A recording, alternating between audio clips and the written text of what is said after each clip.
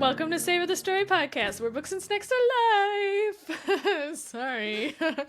I'm Nicole. That's Vanessa. I don't know where I was going.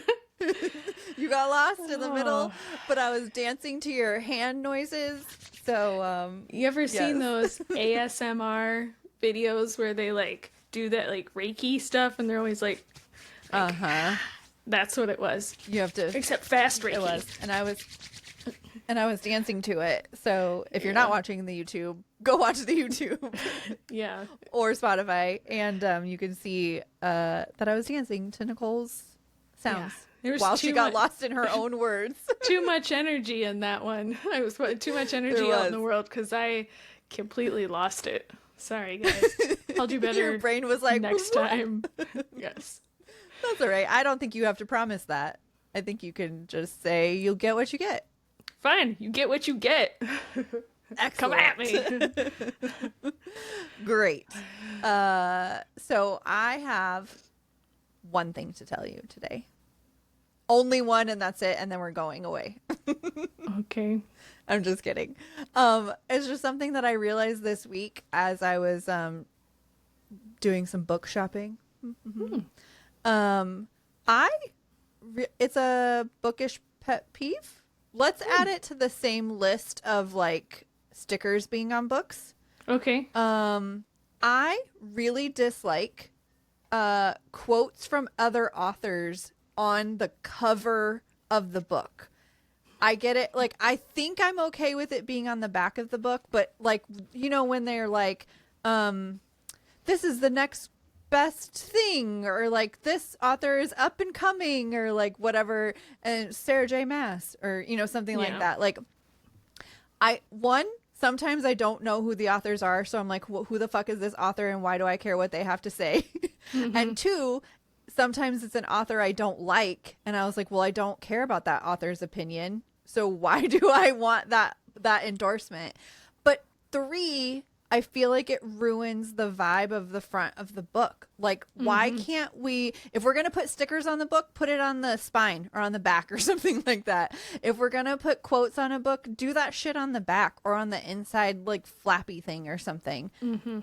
Putting it on the front top center of the book cover, it really bothers me. And I did not know that until this week. What book caused I don't this even anger? know. I'm going to have to think about it and I'll tell you. But I know that it's been at least like 2 or 3 books that I've seen this week. That makes sense. Yeah. Yeah, now that you say that, we also went to the bookstore this week. Excellent.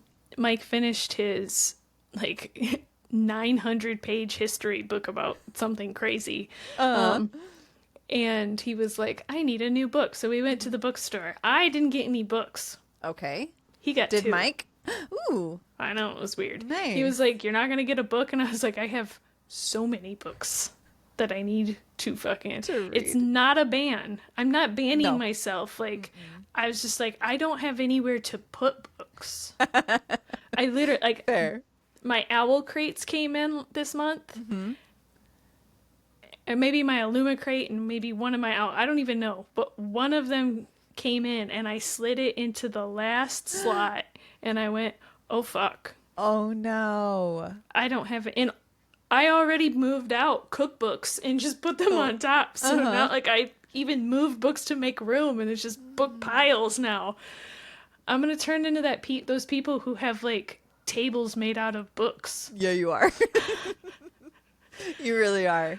So, yeah, I was like, no, I'm not going to buy any books. I don't need any books. I don't have room for books right now. I still haven't cleaned up this side of the room. Right. Because this isn't clean, I haven't cleaned off my 3rd bookshelf. Like my overflow bookshelf. Like, that's just covered in shit. So it's like, I really need to take care of some life things before I buy more books. Okay. That's so responsible of you. I know. It's weird.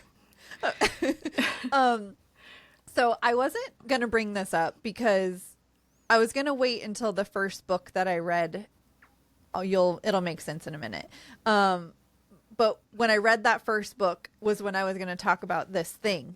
But now that we're talking about physical TBRs and not having space, I'm going to just tell you. Okay. In my book tracker spreadsheet, I created a randomizer. Okay. And I put all of my physical TBR in it, and I created a macro button that when I push the button, it gives me a book from my physical TBR, and I'm going to read that book. No. Yes. I'm doing it. No, Vanessa. I'm doing it. And I'm giving myself like 3 vetoes to where like if it spits something out and I'm absolutely like 100% not in the mood for that thing, then I'm allowed to veto it. But I have to read these fucking books on my shelf. Like, I have to. And I never go to them. So at least like every single time, I'm always going to have one physical book going. That's my new goal for the rest of the year. I always have to have one physical book being read at a time. And it will...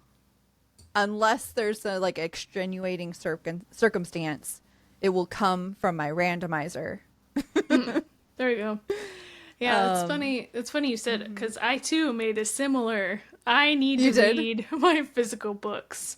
That's why I also didn't buy any books this weekend. I also realized that I have not been doing a good job putting the books in my TBR on Goodreads that I have physically. So I need to do that as well because there's a book at the bookstore that I actually picked up.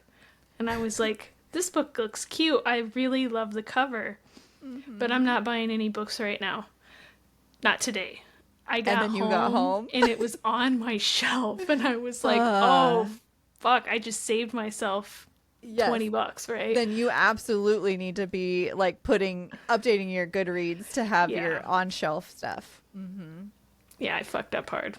Well, no, you didn't because you didn't buy it. Well, I mean, I fucked up hard in the fact that I'm not doing a good job with like anything in my life right now, organizational wise.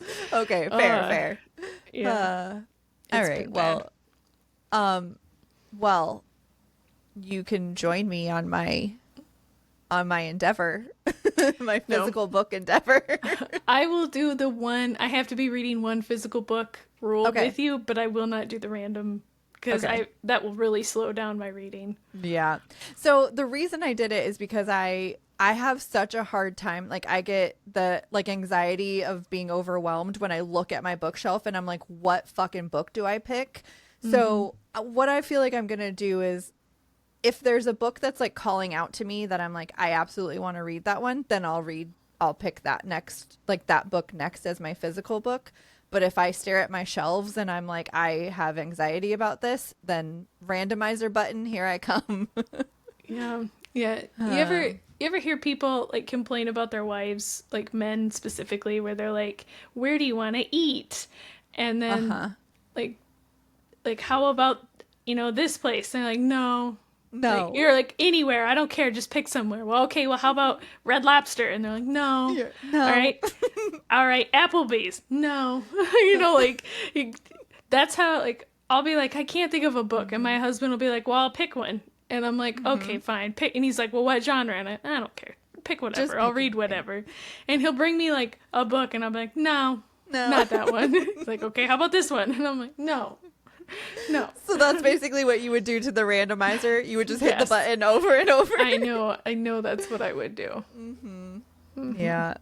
I will say, so I did do it once and I got a book and I was like, okay, this is going to be my first one. And then I looked it up and I was like, I actually don't know if I want to read this book at all. Cause it was an Owl Crate book. Right. And I'll tell you what it was. I decided not to. I'm taking it off of my physical TBR, my TBR in general. Really? It's called The Beasts We Bury.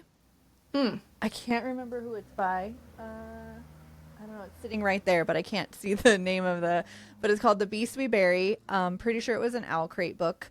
And I was like, okay, cool. Like that's fine. And then I started searching a little bit more, and I was like, this doesn't sound great, and I'll tell you why. The way the magic works in that book is that in order for her to do the magic, she has to kill a beast or an animal, And then that's how she gets the magic. And I was like, I don't think this is something I want to read. Yeah. And so I did do some searching. Like, I read some like reviews and stuff to see if people whatever said anything about it. And for the most part, I didn't see anything.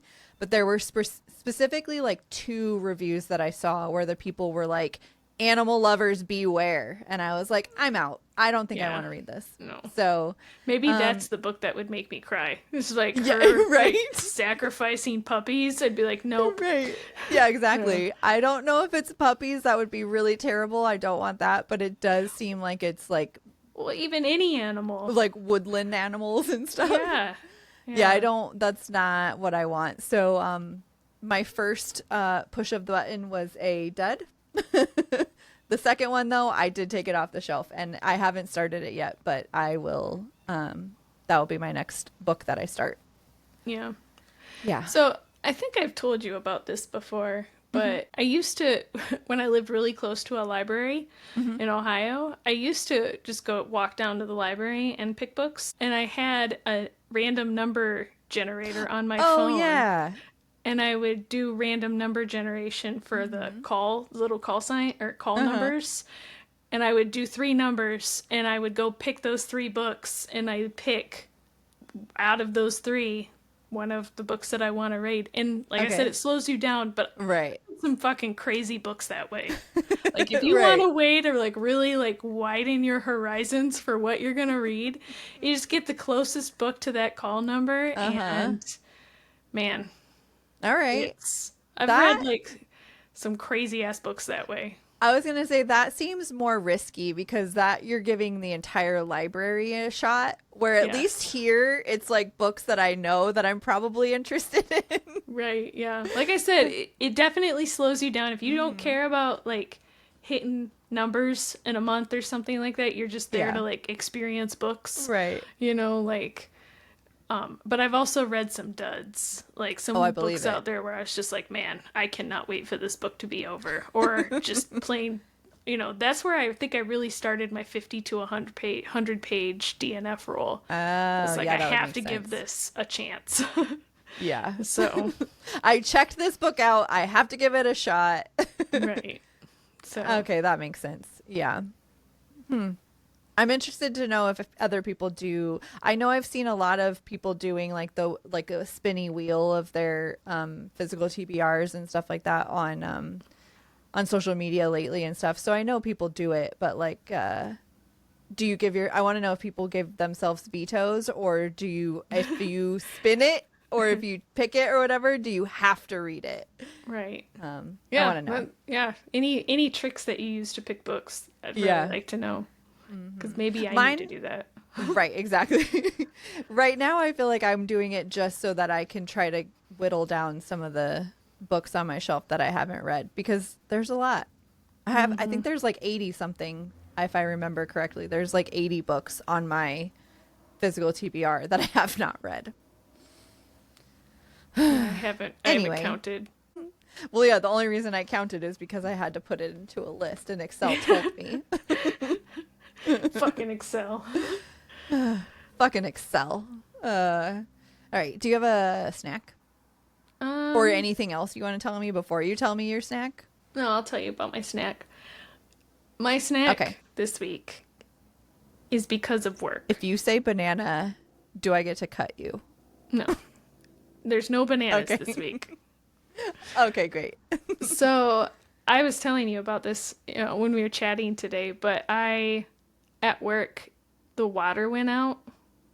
Well, drinking water went out. We could still flush toilets, luckily, but water went out.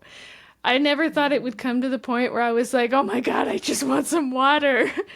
It got so bad that they started bringing in pallets of water for people because there was just they were like, sorry, no water.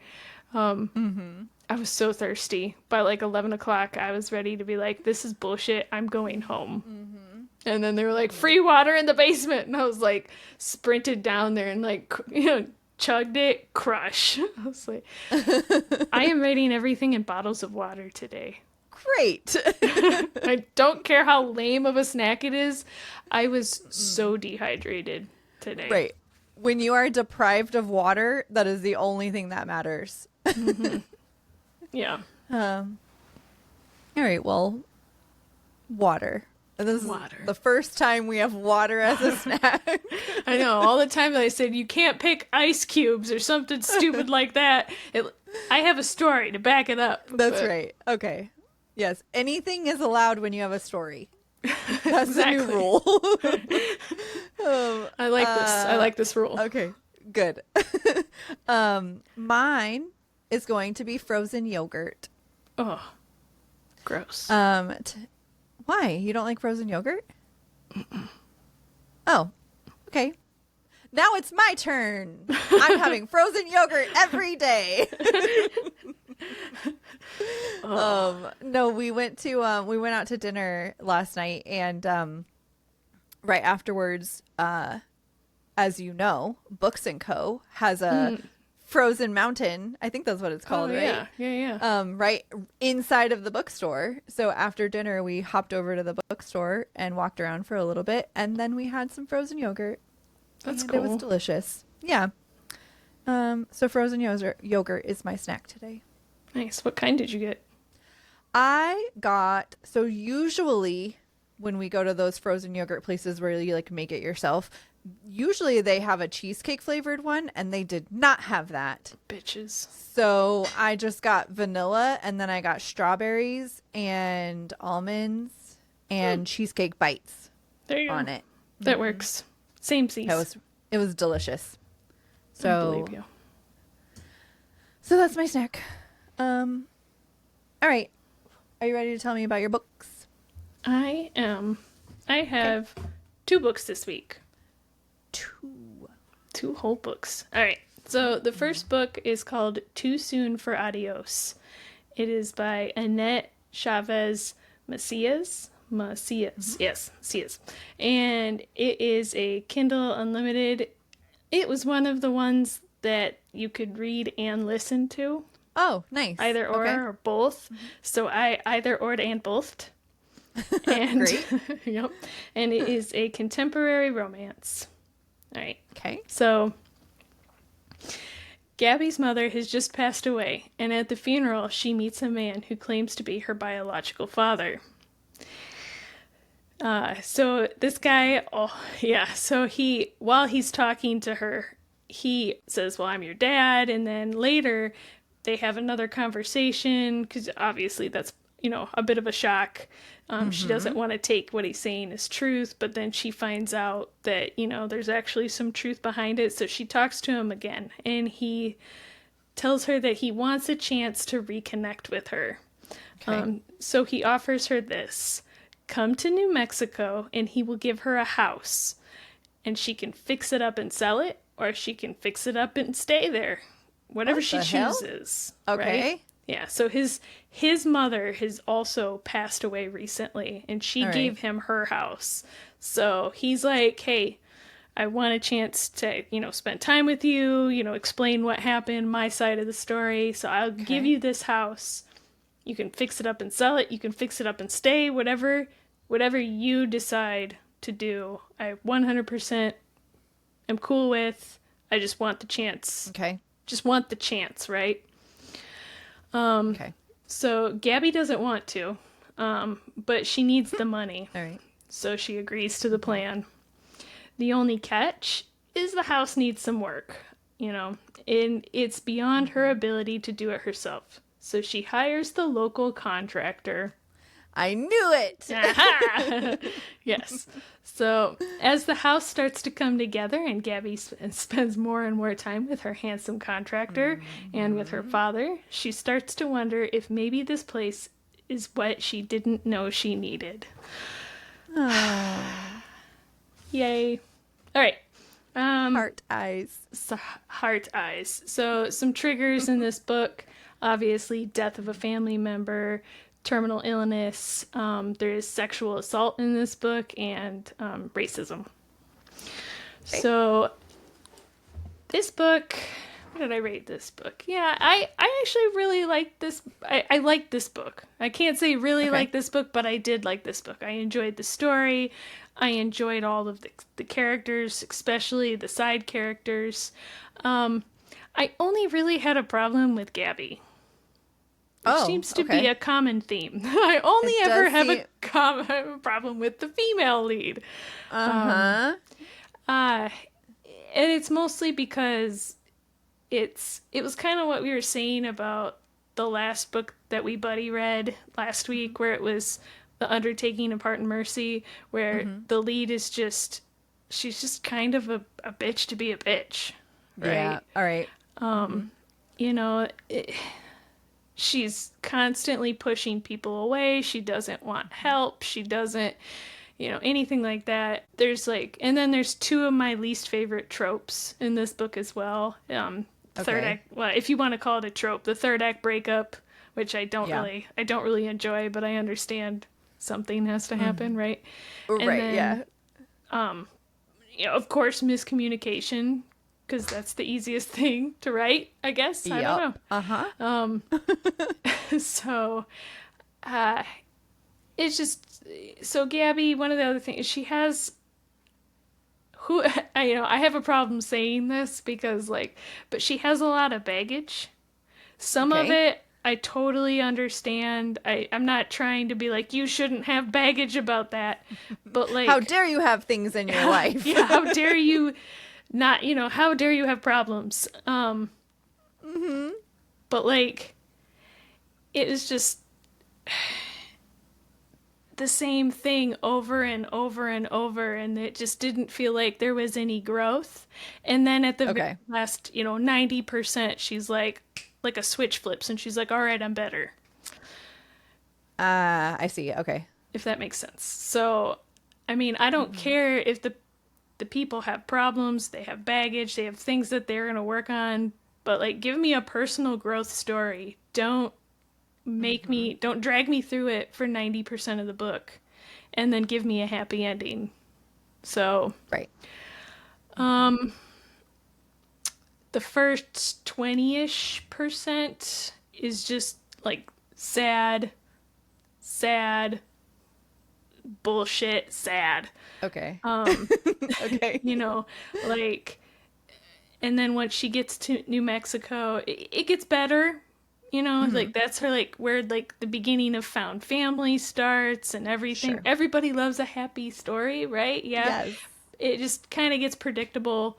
You knew right away how they were going to break up. You knew exactly why they were going to break up. Okay. You just didn't know exactly how it was going to go down, right? Right. Okay.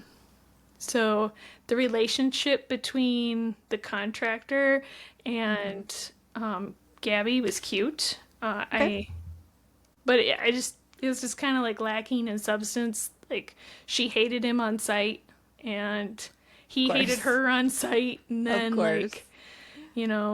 they're like, oh, maybe one conversation later, and they're like, maybe I was wrong. Okay. So not really. They're not a terrible fucking person. Right. Yeah. So it just, nothing was no reason for hating was really there's no substance. That's the best way to put it. There was just no substance to their relationship. And Diego, the carpenter guy, or the contractor, he is just one of those male leads where you're gonna hate me when I say this.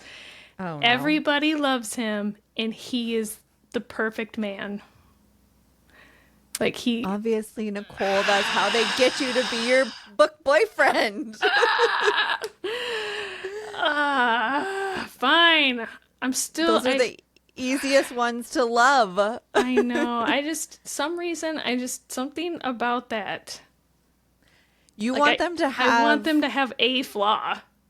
Right. Yeah. You want them to be a whole person, a whole, because nobody is perfect, but I feel that's why I like them like that though sometimes. I don't know. Yeah. I just feel my book boyfriends could either have flaws or have no flaws. I accept them all. Yeah. Yeah. I mean, he was really great and I liked him. Yeah. It was there's just no substance about him. It was just like everybody likes him because he's great. Is that how you would compare, like, to the, I forget what his name was in Funny Story, but he had that same personality where, like, everybody loved him. He went to the farmer's market and everybody's just like, oh my God, I love you. Right, but I don't know kind why. of the same, Yeah, the same vibes. Okay. yeah, like, I don't know. I don't really like the whole, like, oh, he's great. He saved my cat from a tree. Yeah, so do firefighters. Like, give me something more than just, like, 50 backstories of why he's so great. I need to see it. Okay. But, yeah, so, yeah, you just, besides the 100 backstories of why everybody loves him, you get, like, one small piece of, like, backstory for him. That's like substance, but that's it.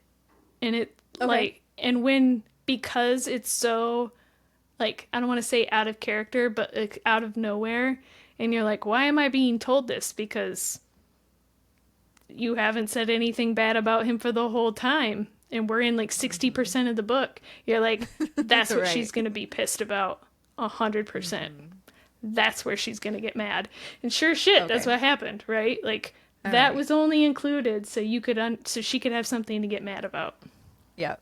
All right, fair. So, okay, off my soapbox. I still enjoyed this book. I would give it between 3 and a 4. I'll probably round up to 4. Okay. But I'll probably round down to 3. I don't know. So unknown. It'll be a game time decision. Yeah, it's between 3 and 4 bottles of water. Okay. Yeah. That's hilarious to me. To be continued. All right. So my next book. My next book is called The Fire and the Glass by Jacquelyn Benson. I listened to this book on audio, and it is a historical fiction with some fantasy in it. So this is... You've read her before? I have. She is the author of the Arcana, Raiders of the Arcana series. Oh, okay. Yeah, so I'm waiting her book 3 of that one in released podcast episode release dates should be out by now. I have not personally read it yet. But she is the same author. Okay. Yeah, you said her name and I was like, I feel like you've said that name before. Yes. Okay. Several times. All right. So, yes, this is number 1 in the Charismatics series. There is 4 books total. So, all right, this book. It is 1914 London, and there's a killer loose. His victims are mediums, women who can communicate with the dead, and it's not just their deaths he's after, he's also draining them of their blood. So, Lily is not a medium, just a woman who can predict the future. And she knows, and she knows who the next victim is going to be. Unfortunately, Lily has never been able to stop any of her visions from coming true, so she seeks out help from others like her, specifically a Lord Strangford, who has an equally conflicted relationship with his gift. So, as they uncover more evidence, they find it's not just a crazed serial killer out for blood, but a deeper, darker plot that affects all echelons of society. Dun, dun, dun. Oh, no. So, like I said earlier, same author as the Raiders of the Arcana series. I really liked those books, so that's what convinced me to start this series. This book has a great secondary cast. I enjoyed them as much as the main characters, possibly more. I don't know. All their gifts are really interesting. And I was like, every time I listen to books like that, I'm like, why can't I have a cool gift like this, right? Like, some of them are not as cool as others, right? But like one guy, he can talk to animals. And I'm like, I want to be able to talk to animals. Yes, I want that one. That would be, if I had any choice of like, if you want to call it like a superpower or anything, I would have the ability to talk to animals. I think that would be cool. I think that would be fantastic. I would love that. Yeah, I'm sure there are people who would be like, no, that would be terrible to just have all those little voices like Dr. Dolittle, just like, rah! Yeah. But like, I don't know. Every time he like talks to the animals in the book, I'm like, aw, I want to talk to animals. Yes. So me too. I want to know what they're feeling and thinking and all of the things. Yeah. Yeah, because I'm reading the second book right now, and there's a part in it where people are going to think I'm crazy. He requests the help of some rats in part of their adventure.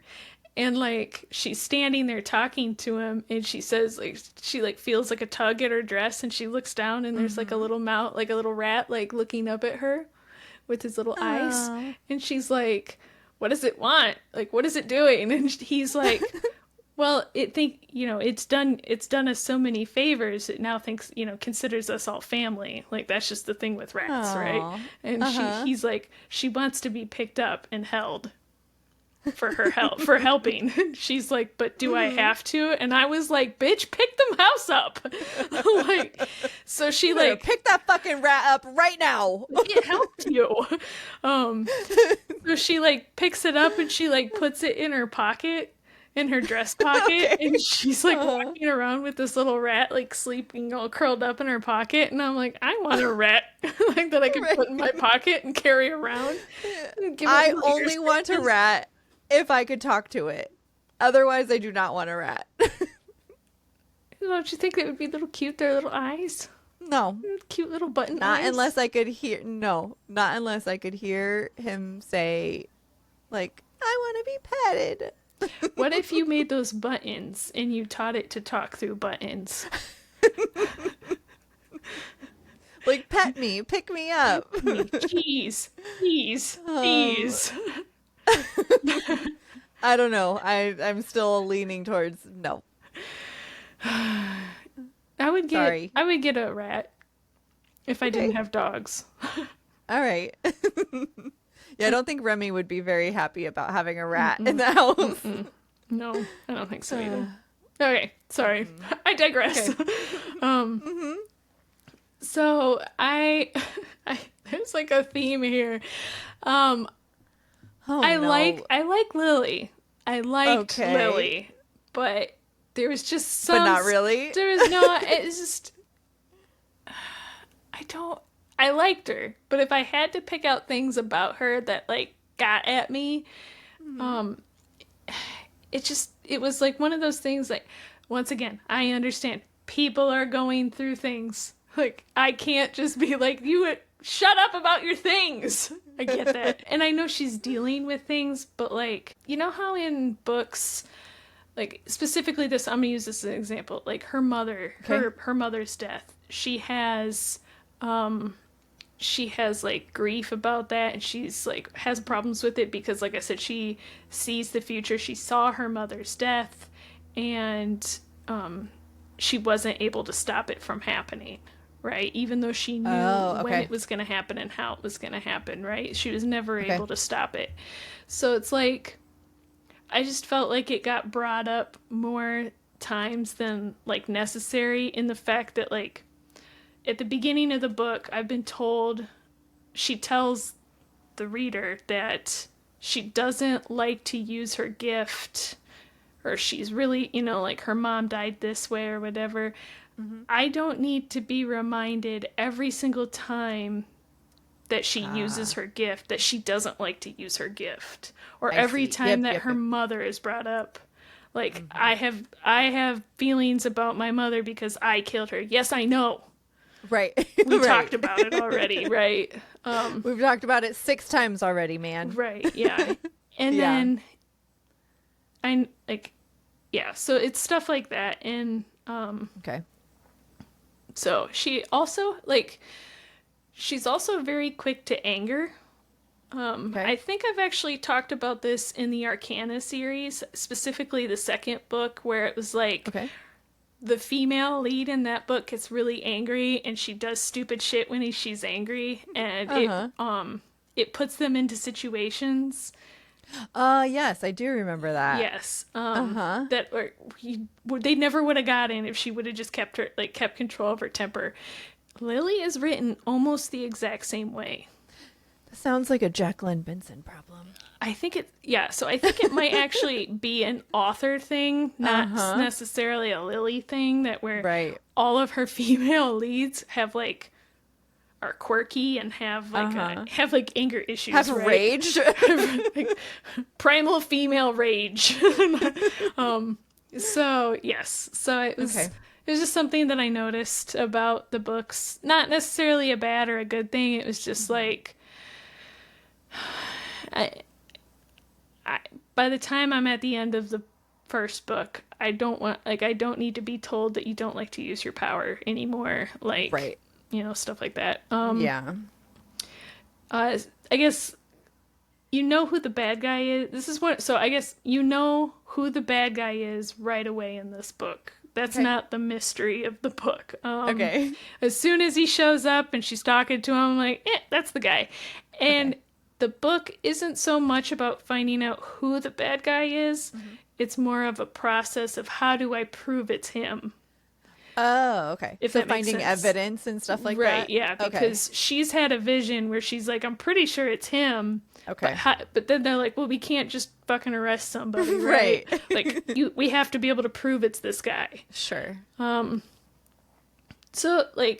So there's that. Because of, like, how it's written like that, there are some slow spots, right? Because you're just gathering evidence, basically, right? Like, and what makes the evidence gathering interesting is, like, because, you know, maybe, you know, a rat has helped, or, you know, like, something like that, right? A cute little screechy rat. Right. Or, like, one of the other charismatics who has a different power has shown up and has been able to help in some way.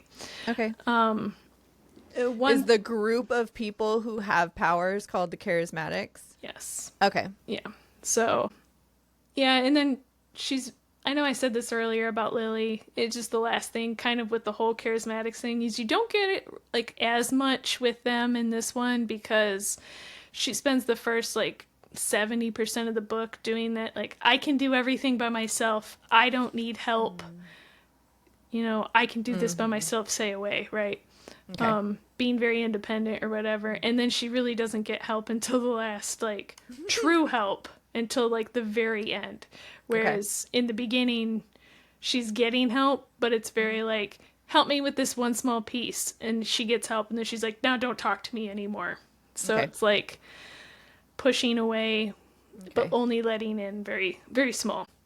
So I know I wasn't super clear about what the story was. I was kind of afraid that I would give away too much of the actual storyline, or of what happens in the book and stuff like that. I feel like we got it. I feel like it makes sense to me, like, what the book is. I think I know what the book is about. Right. Yeah. So, I mean, I highly suggest to read it. I really enjoyed it. I gave it a 4. Okay. Probably more than a 4, but I rounded down to 4. Okay.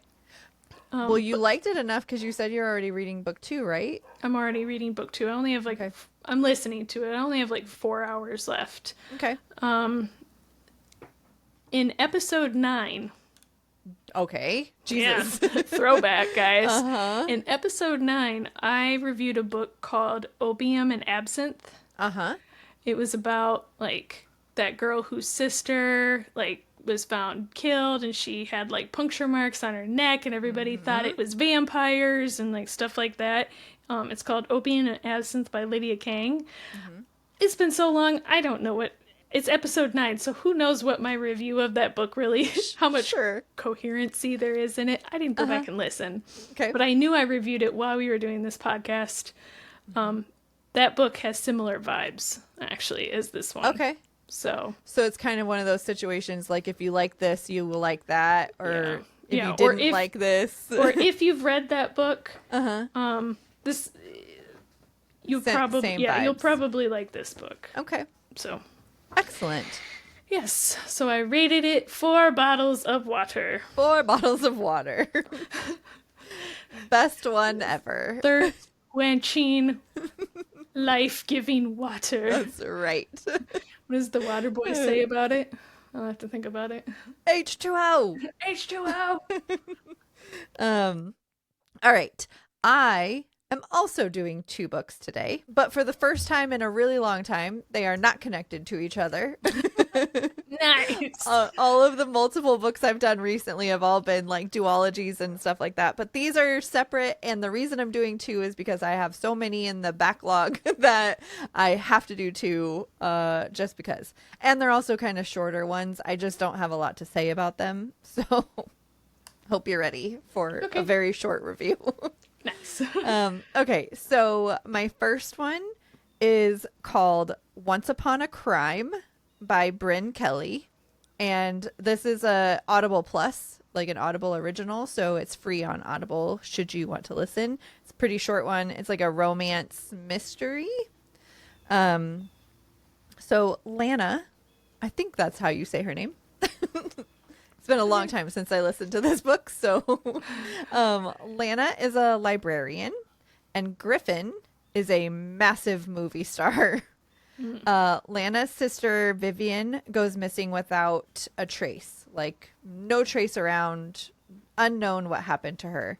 Lana basically gets no help from the police, and she is like, I'm going to take matters into my own hands.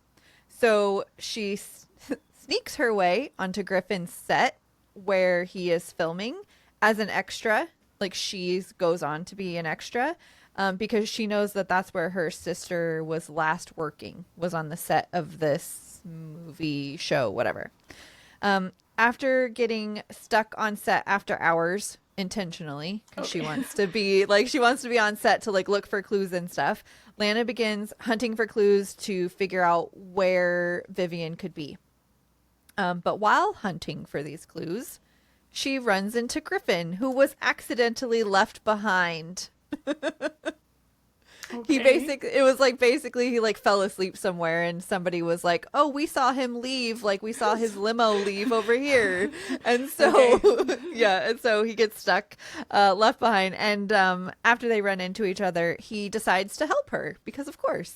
Yeah, what else is he gonna do? That's right, he's a major movie star, and of course he's gonna help her. And Lana and Griffin become an unlikely pair to solve this mystery. Basically the mystery grows throughout the whole book, and it gets much bigger as secrets from the Hollywood underground are revealed. Bum bum bum. So it's kind of like I don't know if it's marketed as enemies to lovers. I wouldn't say that it is, but there's definitely like a vibe there initially where they're just like, he's a grumpy movie star, blah blah blah, whatever, and he doesn't really think much of her because she's just like a librarian and like whatever. But she's a nobody. But they do seem to have kind of like an instant connection, like very instant chemistry. So that kind of fades away pretty quickly. They both kind of like are able to read each other really fast. And it's actually something that I kind of liked. I thought it was cute. Just like, it's not really insta love, because I know some people don't like insta love, and I wouldn't call it that, but I do feel like the chemistry is very, like you can see it very early on. Like, he's able to tell like when she's lying and stuff, like he is easily able to figure out her tells. And then for his side, she's able to see like when his movie star persona kind of takes over and turns on, and then versus when he's like actually his real self. So they kind of easily like call each other on that kind of stuff. So I thought it was really cute. I think it was like a fun little mystery set in the Hollywood high life. I thought that was kind of fun, that there was a lot of like the Hollywood aspect to it, where she's kind of sucked into this world that she literally has no idea about. I do think that there are some like high stakes that happen in this book. It all feels like a very low stakes book overall, like story. A cozy mystery almost. Almost like a cozy mystery, right? Like there's like some of the stakes are higher that happen, but for the most part, I would say it's pretty a low stakes book. So I definitely think it's like a cute palate cleanser type book where you're not really looking for like a lot of depth. You're not looking for like a lot of like, you know, that kind of feeling of it. It's very low stakes, very fun. Like the banter is cute between them. The feelings between them is like a cute thing. Like, I don't know. Oh, I actually wrote down, I wouldn't say that they had banter. So I wouldn't necessarily call their conversations banter, but they do communicate a lot, which I do like. I hate it in books when they're like, you have to figure out this mystery together, but barely ever speak to each other. Right, yeah. Or everything happens off page. Right, exactly. So, yeah. So overall, I thought it was really cute. There's not really a whole lot to say, which is why I was like, this review is going to be so short because it's just kind of like a little low stakes love story that if you're interested in just kind of like a little palate cleanser, I would recommend on Audible. Nice. So that's that one. My second book is called Jar of Hearts by Jennifer Hillier. It was a sister book club. It is a thriller. And we did this back in May. So Jeezy Pete's. Bear with me. Yeah. Okay, so there are some trigger warnings to this book. Rape, domestic violence, and child death. Okay.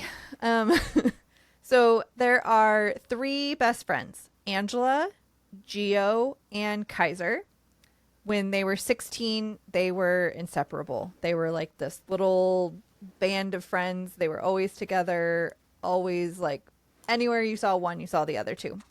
When Gio meets an older, gorgeous boy named Calvin James, she's immediately in love, and she starts to like pull away a little bit. That same year, so when they're 16 years old, Angela goes missing. And she's one of the most popular and beautiful girls in the school. No one thought that she would ever just run away. So they were like, we don't know what happened. Like, we don't know where she went. But she's basically just like gone without a trace. No idea where she's at. And it's not until 14 years later when Gio is now a high profile exec in a pharmaceutical company. And Kaiser is now a detective with the Seattle PD.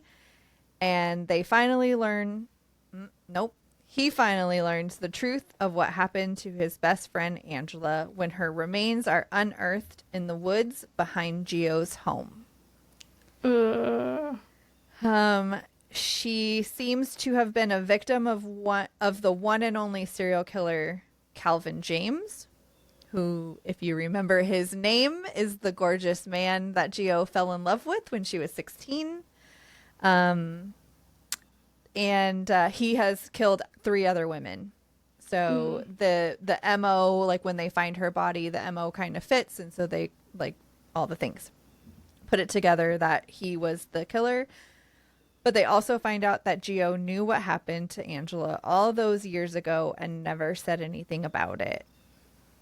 So she is arrested in the middle of the boardroom.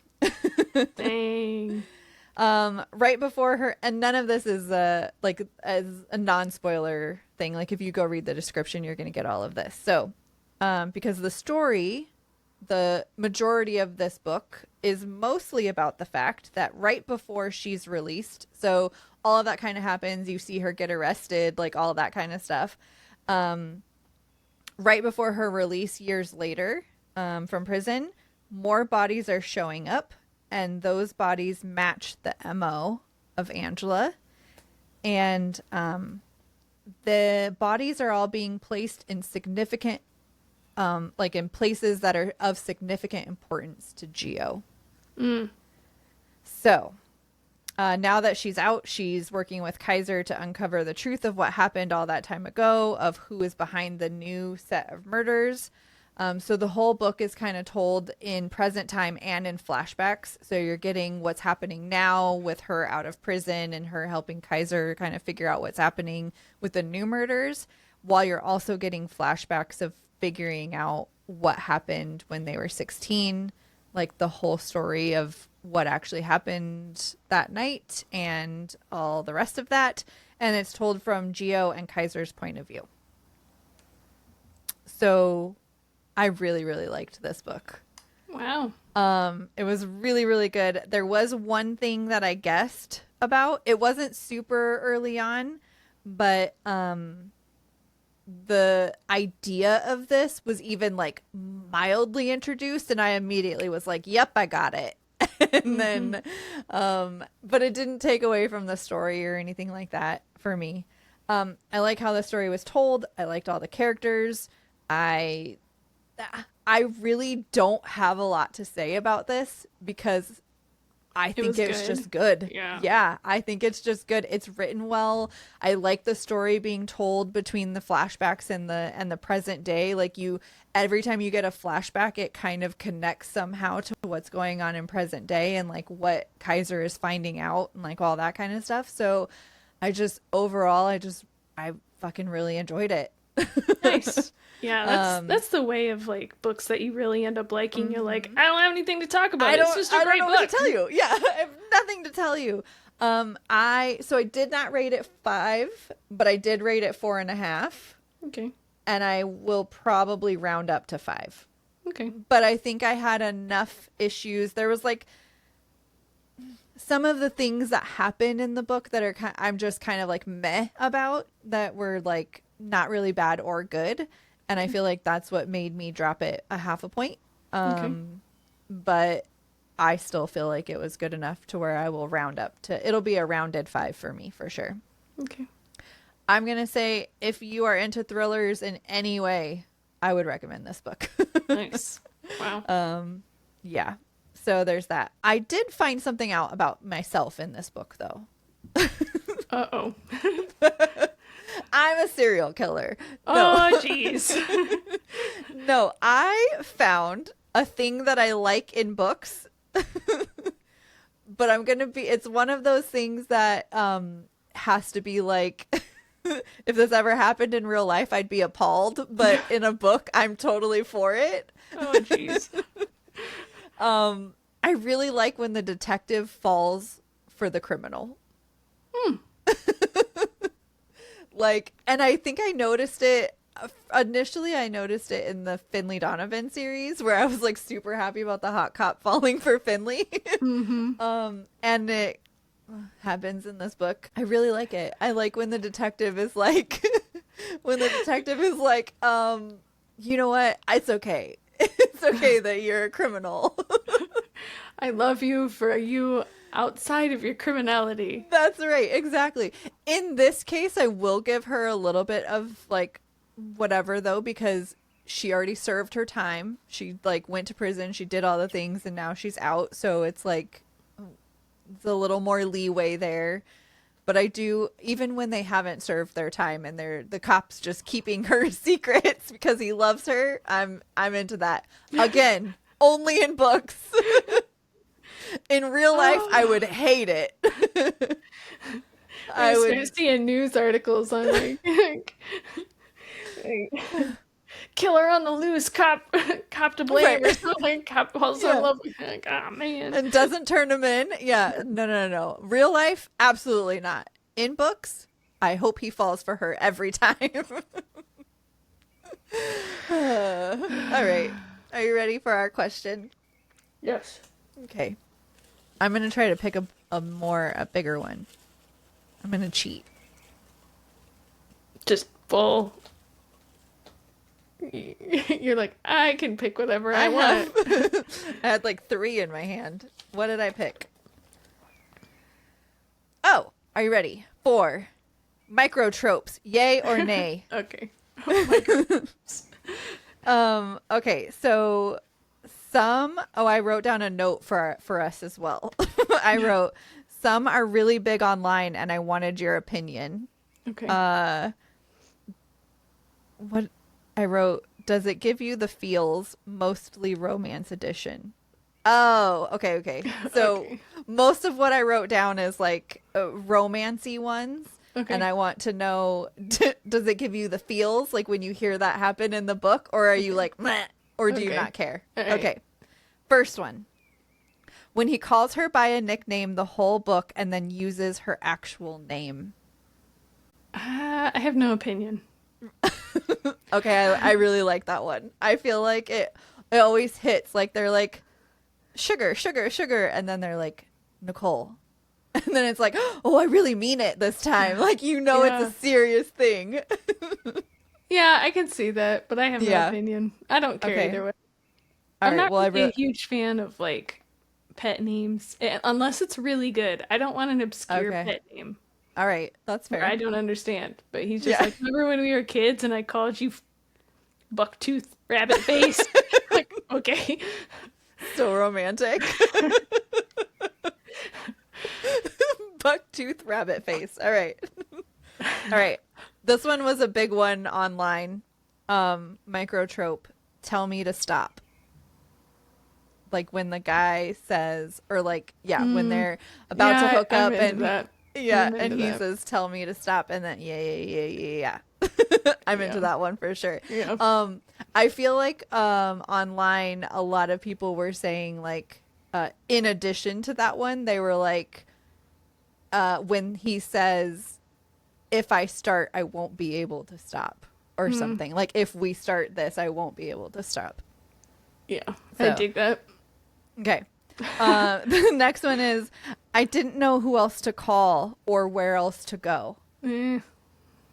I don't know how. I feel like I might be like, I don't really care either Yeah. way. Yeah. It's, Yeah. take it or leave it. The next one, the tin chilled. I was like, what are we talking about? The new sex move. The chin tilt up. Like when he grabs her chin and like tilts her to where they like look in the eyes together. Yeah, I think I like that one. Yeah, that's cute. Okay. He falls first. Yeah. I feel like I don't really have strong feelings. Yeah. I feel like that is in a lot of books now, so it's not really like something that you don't see that often. So I Right. don't really think about it that much, I guess. Same. I feel like it doesn't really add to the story to me either way, whether he falls first or she falls first. Yeah. The quote, good girl. Oh, no, thank you. I'm out. That one is not for me. Yeah, I don't really like the whole praise kink thing. It's just not. No, it's not for me. I know that was a massive one online. Everybody liked good girl. And not for me. The quote, my wife. Like the claiming energy. It depends on the level, I guess. I think so too. I feel like if the whole time. So I feel like I do like it in situations where it's like a marriage of convenience or like a treaty marriage or something, and then all of a sudden he's like my wife, and you're like, oh shit, he loves her. Yep. Sucker. I do like when it's done like that. Yes. Yeah. But I think there was one book that you were talking about where he was just like saying it all the time, where like nobody could like even look at her, and he was like, "Oh, fuck you up, that's my wife," or something like that.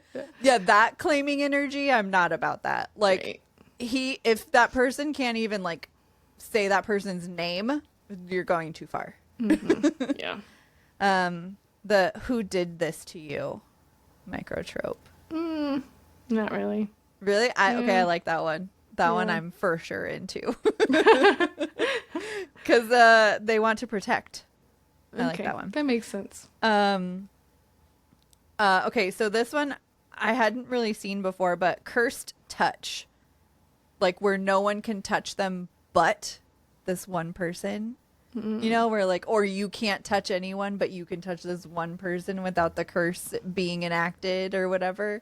I feel like it's not a super common one, but I feel like that's kind of cool. I feel like it's almost in line with like fated mates, kind of. Right. Yeah. One bed. One bed micro-trope. Yeah, I like it. Yeah, I mean, I think it's a cute one. It's cute. It's not where I'm like, man, I hope they have to share one bed. Right. But, yeah. When it happens, I'm like, yay! I feel like I do not like when they throw the one bed in there and then the guy is like, I'll just sleep on the floor. Like, I know. You just took away the whole one bed vibe. Yeah, just share the bed. Yes. Okay, the next one is breaking of the fake dating rules. Oh, I don't know how I feel about this. Like, I guess I like it when it happens, depending on how it happens. Okay. You know? I feel like it's cute. I just read The Love Hypothesis, and I liked it in that where like, because I feel like as they start breaking rules, you start seeing like the walls coming down a little bit of like, oh shit, maybe I do actually have feelings. That's cute. I like it, except if it just turns into one of those like where they keep hiding behind that, like they break the rule and then they're like, I can never do it again. I have to have my rules, and then like they hide behind it to create more like angst, I guess. Like, no, just you already broke the rule. Just fucking keep kissing him. Right. So you're basically saying like, if once a rule is broken, if you go back on it, then I don't like that. Yes. Okay. Yeah, that works. All right.